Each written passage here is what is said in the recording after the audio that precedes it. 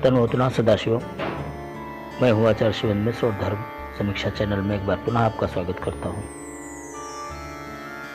पिछले YouTube में आपने वेदांगों के अंतर्गत व्याकरण नामक वेदांग के बारे में जाना। इस वीडियो में हम चर्चा करेंगे निरुक्त के बारे में। निरुक्त वास्तव में मौलिक ग्रंथ नहीं है, बल्कि मौलिक ग्रंथ है निघंटु। निरुक्त निघंटु शास्त्र की टीका है। निघंटु पर एक और भी टीका है, निघंटु निर्वचन के नाम से, जो दक्षिण भारतीय विद्वान देवराज यजुआ ने लिखी है। इस टीका में मुख्य रूप से नैघंटुक कांड पर ही लिखा गया है, शेष कांडों पर सामान्य व्याख्या मात्र है। निघंटु के 5 अध्यायों पर संपूर्ण टीका यास्काचार्य ने ही लिखी है, इसी को निरुक्त कहा जाता है। निरुक्त 5 अध्याय और 3 कांडों में बटा है। प्रथम 3 अध्याय नैघंटुक कांड है, चतुर्थ अध्याय नैगम कांड है और 5वां अध्याय दैवत कांड के नाम से है। निघंटु ग्रंथ का आरंभ गौ शब्द से होकर देव पत्यंतः शब्द तक है। निरुक्त इसी शब्द समुदाय की तत्क्रम व्याख्या करता है, जो निघंटु की टीका है। वेदांगों में निरुक्त को वेदों की आत्मा भी कहा गया है और वेदों के कान भी, वेदों के कर्ण भी कहा गया है। आत्मा इसलिए क्योंकि वेदों के सभी शब्दों का अर्थ व्याकरण संगत नहीं हो सकता। बहुत सारे शब्द निघंटु वेदों में रूढ़ शब्द हैं, जो किसी खास अर्थ को प्रस्तुत करते हैं और जिन पर धातुओं का नियम लागू नहीं होता। इसलिए बिना निरुक्त का गंभीर अध्ययन किए मात्र व्याकरण पर आधारित होकर वेदों के अर्थ नहीं किए जा सकते। इसलिए यथार्थ रूप से वेदों का अर्थ समझना है तो फिर निरुक्त का अध्ययन करना ही पड़ेगा। अब हम बात करते हैं निघंटु की विशेषताओं पर। निघंटु के आंतरिक स्वरूप पर। तो निघंटु कांड में आए शब्द एक अर्थवाचक पर्यायवाची प्रकृति के हैं। ये 3 अध्यायों वाला है। प्रथम अध्याय में पृथ्वी आदि लोकों से लेकर अंतरिक्ष आदि स्थित दिशा, कला आदि द्रव्यों के नामों और उनके पर्यायवाची शब्दों का निदर्शन प्रस्तुत किया गया है। दूसरे अध्याय में मनुष्य और उसके अवयवों की, और तीसरे अध्याय में उपर्युक्त सभी द्रव्यों के परिमाण की, अर्थात माप से संबंधित शब्दों की व्याख्या की गई है, उनका संग्रह किया गया है। तो इस तरह से हम कहें कि निरुक्त जो है एक तरह से शब्दकोश है। नैगम कांड के अंतर्गत वेद में आए हुए अप्रसिद्ध शब्दों का संग्रह है, जो प्रायः लोक व्यवहार में प्रचलित नहीं है और किसी अर्थ विशेष में रूढ़ हैं। दैवत कांड के अंतर्गत उन शब्दों का संग्रह है जो देवताओं के लिए प्रयुक्त किए गए हैं, जैसे अग्नि, सोम, मरुत आदि। इनका सही अर्थ क्या है, वास्तविक अर्थ क्या है, वो किन अर्थों में उनको लेना चाहिए, ये दैवत कांड के अंतर्गत व्याख्यान किया गया। ये कांड और अध्याय विभाग वस्तुतः निघंटु का है, निरुक्त का नहीं है। हालांकि विषय की दृष्टि से क्रम वही है निघंटु वाला, लेकिन निरुक्त 12 अध्यायों वाला है और 2 अध्याय बाद में परिशिष्ट के रूप में जोड़े गए हैं। इसलिए जो वर्तमान उपलब्ध निरुक्त ग्रंथ है, ये कुल 14 अध्यायों वाला है और इसका विभाजन खटकों में किया गया है। पूर्वार्ध में 6 खटक हैं और उत्तरार्ध के 6 पूर्वार्ध में 6 अध्याय और उत्तरार्ध के 6 अध्याय। इस तरह से 2 खटकों में पूर्वार्ध और उत्तरार्ध के रूप में निरुक्त का विभाजन है। अब बात करें निरुक्त के उद्देश्य की, तो निरुक्त शब्द में निर उपसर्ग पूर्वक उक्त पद है। अतः निरुक्त शब्द का अर्थ है खोल कर कहना, अर्थात जो छुपा हुआ है, जो प्रत्यक्ष नहीं दिखता, स्पष्ट रूप से कहा नहीं गया है, उसे कहना। इसका मतलब सीधी सी बात है कि निरुक्त शब्दों की रहस्यवादी व्याख्या करता है। निरुक्त, निर्वचन, निरुक्त, ये सभी शब्द पर्यायवाची हैं और अंग्रेजी में इसका जो समानार्थी शब्द है वो है एटिमोलॉजी, कारण एवं स्वरूप के बीच संबंध की व्याख्या करना, और इसके अंदर मूलतः रूढ़ शब्द ही आते हैं। अब देखिए, शब्दों के 3 प्रकार हैं, यौगिक शब्द, रूढ़ शब्द और योग रूढ़ शब्द। तो यौगिक शब्द उन्हें कहा जाता है जो दो भिन्न पद स्पष्ट अर्थों वाले एक साथ जुड़कर एक सामुदायिक निश्चित अर्थ का बोध कराते हैं, जैसे पाचक। इस शब्द में पच और अक ये दो शब्द मिले हुए हैं। पच का अर्थ है पकाना और अक का अर्थ है वाला। दोनों का स्पष्ट सामुदायिक अर्थ है पकाने वाला अर्थात रसोइया। ये है यौगिक शब्द का एक उदाहरण। रूढ़ शब्दों के अंतर्गत वे शब्द आते हैं जो किसी अर्थ विशेष में बंधे हुए होते हैं, जैसे पर्व। पर्व शब्द का अर्थ है जोड़। पर्व शब्द को तोड़ा नहीं जा सकता। पर्व शब्द दो शब्दों का योग नहीं है, अकेला एक शब्द है। और यदि जबरदस्ती पा और रा और वा को अलग अलग कर दें तो कोई अर्थ नहीं बनता। यह है रूढ़ शब्द, यह स्वतंत्र शब्द है। रूढ़ शब्द किसे कहते हैं? जो किसी अर्थ विशेष में रूढ़ हैं। अब तीसरा वर्ग है शब्दों का योग रूढ़। तो योग रूढ़ शब्दों के अंतर्गत वे शब्द आते हैं जिनमें यौगिक और रूढ़ शब्दों के मेल से एक नया शब्द बनता है, लेकिन वो किसी खास अर्थ में प्रयुक्त होता है, जैसे पंकज। इसमें दो शब्द हैं, पंक और अज। पंक का अर्थ है कीचड़ और अज का अर्थ है उत्पन्न होने वाला। अतः पंकज का शाब्दिक अर्थ है कीचड़ में उत्पन्न होने वाला। लेकिन लोक व्यवहार में जो प्रसिद्ध अर्थ है पंकज का वो है कमल। कीचड़ में उत्पन्न होने वाली और भी बहुत सारी वनस्पतियां हैं और भी बहुत सारे प्राणी वर्ग हैं, लेकिन हम किसी को भी पंकज नहीं कहेंगे। पंकज शब्द मात्र कमल के लिए ही प्रयोग किया जाता है। कमल के अर्थों में यह शब्द रूढ़ है, लेकिन यौगिक भी है, इसलिए इन्हें योग रूढ़ शब्द कहते हैं।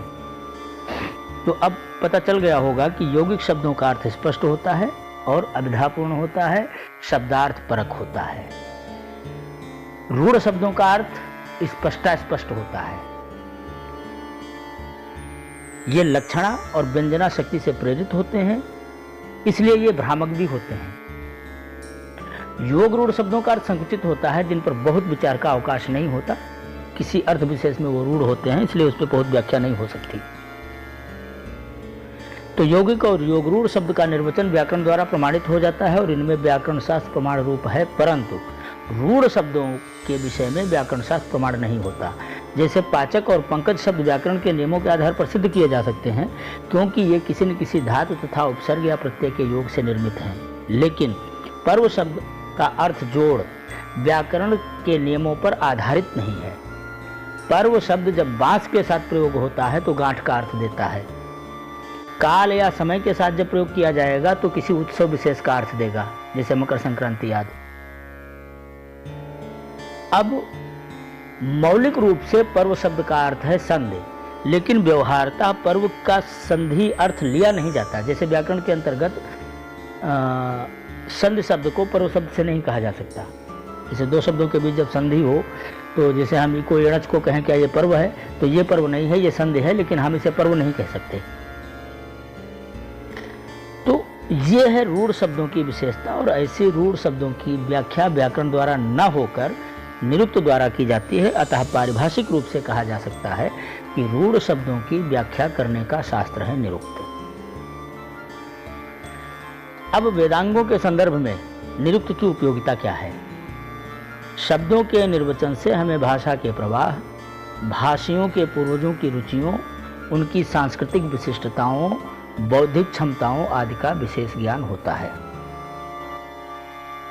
उदाहरण के लिए हम एक शब्द लेते हैं, वंश। वंश शब्द के दो अर्थ हैं, एक बांस और दूसरा खानदान। व्याकरण के आधार पर जब इन्हें अर्थवान सिद्ध नहीं किया जा सकता, क्योंकि ये रूढ़ शब्द हैं, अतः प्रयोग स्थान के आधार पर इनका अर्थ लिया जाता है। इसका पहला अर्थ बांस का निर्वचन किया जा सकता है, वन धनशय, वने शयत यासा वंशा, इस तरह का निर्वचन हो सकता है। तो इसमें दो शब्द हो गए, वन और शय। ये योग रूढ़ात्मक प्रकार से वंश का निर्वचन हो सकता है, लेकिन वंश शब्द से सभी जंगली पेड़ पौधों को बांस नहीं कह सकते। वनशय धीरे धीरे वनस और आगे चलकर वंश में परिवर्तित हो गया, ये भाषा का प्रवाह है। इस निर्वाचक युक्ति के सिवाय वंश का अर्थ बांस है या सिद्ध करने का अन्य कोई विकल्प है ही नहीं। लेकिन वंश शब्द का अर्थ खानदान में लगाने के लिए तो कोई भी युक्ति नहीं है, इसलिए यहाँ तो लक्षणाशक्ति से इसका सिद्धिकरण हो सकता है। बांस के लक्षणों पर थोड़ा सा ध्यान दें तो इसका विशिष्ट धर्म क्या है, इसके विशिष्ट गुण क्या हैं, वो हम जरा सोचते हैं। तो बांस के एक पौधे को रोपने के बाद उसी की जड़ से चारों तरफ अन्य छोटे छोटे पौधे निकलते हैं। बड़े पौधे के चारों तरफ मंडलाकार अन्य पौधों की उत्पत्ति होती है। बांस बीच में सीधा और लंबा होता है। बीच वाला बांस सबसे लंबा होता है। मंडल के बांस उसी क्रम में, चूंकि उसके बाद पैदा होते हैं तो उससे छोटे होते हैं। बीच वाले बांस को माता पिता या पूर्वजों की तरह तथा अन्य मंडल के छोटे बांसों को उनकी संतानों की तरह व्यंजित किया गया है। बीच के बांस सीधे उठते हुए आकाश की ओर जाते हैं, उसी के समानांतर अन्य बांस भी अपनी सीमा में रहकर ऊपर की तरफ बढ़ते रहते हैं। बड़े बांस छोटे बांसों की बाढ़ पर कोई असर नहीं डालते, जबकि अन्य जो पेड़ हैं उनकी छाया में जो पौधा होगा वो अच्छी तरह पुष्ट नहीं होगा। लेकिन बांस के साथ ऐसी बात नहीं है। छोटे बांस बड़े बांसों की बाढ़ में रुकावट नहीं बनते और बड़े बांस छोटे बांसों की रुकावट में नहीं बनते। जो छोटे छोटे बांस हैं ये अपनी अपनी पतली पतली शाखाओं से एक दूसरे के साथ जुड़े रहते हैं। उस तरह वे अपने माँ बाप या पूर्वजों की रक्षा करते हैं। अब ये करते हैं कि नहीं करते हैं ये प्रश्न नहीं है, सवाल यह है कि लक्षणा इस तरह से घटित की जाती है। जो सबसे बड़े बांस को काटने के लिए आप कोशिश करेंगे तो पहले छोटे बांस को काटना ही पड़ेगा। तो इस तरह यह व्यंजित होता है कि संतानें माता पिता की रक्षा करने में एकजुट रहती हैं। कटने पर भी बांस छप्पर आदि का हिस्सा बनकर दूसरों के लिए छत या बाड़ के रूप में दूसरों की रक्षा ही करता है तथा अंततः मृतक को भी अपना कंधा देकर अपनी सार्थकता सिद्ध करता है। मान सम्मान का प्रतीक झंडा या पताका, उसके लिए भी एकमात्र विकल्प है बांस। अब देखिए, इससे आर्य जाति के पूर्वज अपनी संतानों में कैसे उदात्त और लोकोपयोगी गुणों की इच्छा रखते थे और ऐसे शब्द के साथ उन्होंने अपने खानदानी विरासत को जोड़ा। पैतृक बेल को बांस की लक्षणा से प्रेरित होकर पैतृकता को वंश शब्द से परिभाषित किया है। इस तरह वंश का अर्थ बांस योग रूढ़ परक है और वंश का अर्थ खानदान या पैतृक प्रवाह ये व्यंजनापरक अर्थ है और यह सिद्धि निरुक्ति का विषय है। इसे व्याकरण के आधार पर सिद्ध नहीं किया जा सकता। दूसरी बात, रूढ़ शब्दों का अर्थ संदर्भानुगत होता है। वनस्पतियों के अर्थ में, लकड़ियों के अर्थ में, जब लकड़ियों के समूहों के संदर्भों में या वन के संदर्भ में जब वंश शब्द का प्रयोग किया जाएगा तो उसका अर्थ होगा बांस। लेकिन जब पैतृकता के संदर्भों में, कुल खानदान के संदर्भों में उसका प्रयोग किया जाएगा तो उसका अर्थ होगा खानदान। ऐसे ही उद्देश्य परक, निमित्त परक शब्दार्थों का अनुसंधान निरुक्त द्वारा होता है। इसलिए निरुक्त व्याकरण से इतर स्वतंत्र शब्द विज्ञान है। वेदों के अर्थ परिज्ञान के लिए निरुक्त कितना उपयोगी और अनिवार्य वेदांग है, इसका बोध आपको हो गया होगा।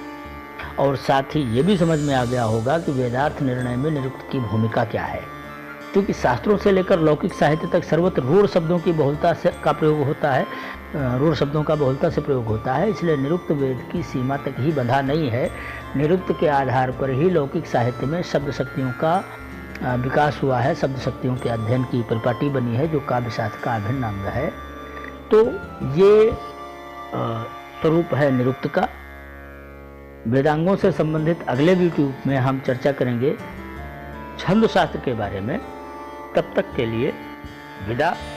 तनोतु न सदाशिवम्।